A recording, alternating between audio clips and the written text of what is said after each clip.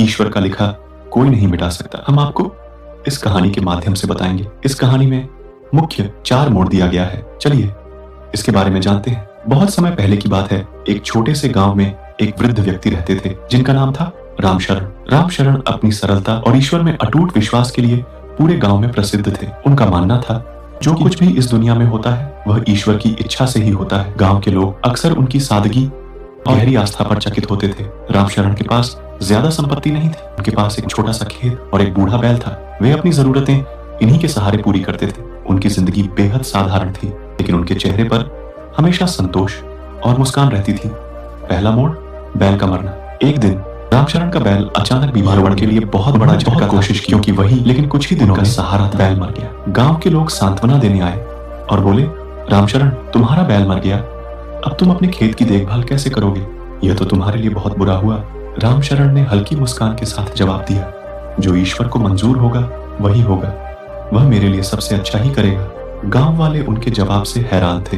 वे सोचते थे कि रामशरण शायद परिस्थितियों की गंभीरता को समझ नहीं रहे, लेकिन रामशरण को अपने भाग्य और ईश्वर पर अटूट विश्वास था। दूसरा मोड़, नई मदद का आगमन। कुछ ही दिन बाद पास के गांव से एक व्यापारी आया। वह रामशरण के खेत के पास रुका और उनसे पूछा, तुम्हारा बैल नहीं दिख रहा, क्या हुआ? रामशरण ने पूरी बात बताई। व्यापारी ने कहा, मेरे पास एक युवा बैल है जो काम करने में बहुत अच्छा है। अगर तुम चाहो तो मैं इसे तुम्हें सस्ते दाम में बेच सकता हूँ। रामशरण ने ईश्वर का धन्यवाद किया और अपनी थोड़ी सी बची हुई जमा पूंजी से बैल खरीद लिया। नया बैल पुराने बैल से कहीं ज्यादा ताकतवर और तेज था। रामशरण का काम और भी बेहतर हो गया। उनके खेत की फसल अच्छी होने लगी और उनकी आमदनी भी बढ़ने लगी। गांव के लोग अब रामशरण की तारीफ करने लगे। उन्होंने कहा, रामशरण तुम्हारे पुराने बैल का मरना शायद तुम्हारे लिए अच्छा ही था। देखो तुम्हें इतना अच्छा नया बैल मिल गया। रामशरण ने फिर मुस्कुराते हुए कहा, जो ईश्वर को मंजूर होता है वही होकर रहता है। तीसरा मोड़, बेटे का दुर्घटना में घायल होना। कुछ महीनों बाद रामशरण का बेटा जो पास के शहर में काम करता था, अचानक एक दुर्घटना का शिकार हो गया। उसे गहरी चोटें आईं और उसे काम छोड़कर घर वापस आना पड़ा।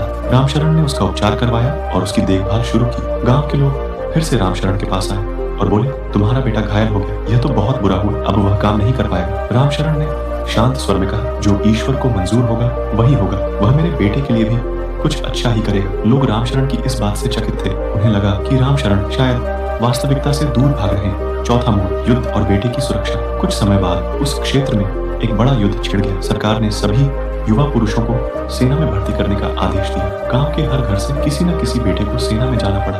कई लोगों की जान भी गई। रामशरण का बेटा जो घायल होने के कारण ठीक से चल नहीं पाता था, सेना में भर्ती होने से बच गया। यह देखकर गांव के लोग हैरान रह गए। वे रामशरण के पास आए और बोले, रामशरण अब हमें समझ आ कि तुम्हारा बेटा घायल क्यों हुआ। ईश्वर ने उसकी जान बचाने के लिए ऐसा किया। सचमुच जो ईश्वर को मंजूर होता है वही होता है। रामशरण ने गंभीरता से कहा, हम इंसान केवल वर्तमान को देख सकते हैं, लेकिन ईश्वर पूरे भविष्य को जानता है। इसलिए जो भी होता है उसमें उसकी कोई ना कोई मर्जी होती है। हमें केवल उस पर भरोसा करना चाहिए। इस कहानी से हमें क्या सीख मिला, चलिए जानते। उन्होंने समझा कि जीवन में जो भी घटनाएं होती हैं उनमें ईश्वर की कोई ना कोई योजना छिपी होती है। हमें कठिनाइयों और परेशानियों में भी ईश्वर पर विश्वास बनाए रखना चाहिए। जो ईश्वर को मंजूर होता है वही होकर रहता है।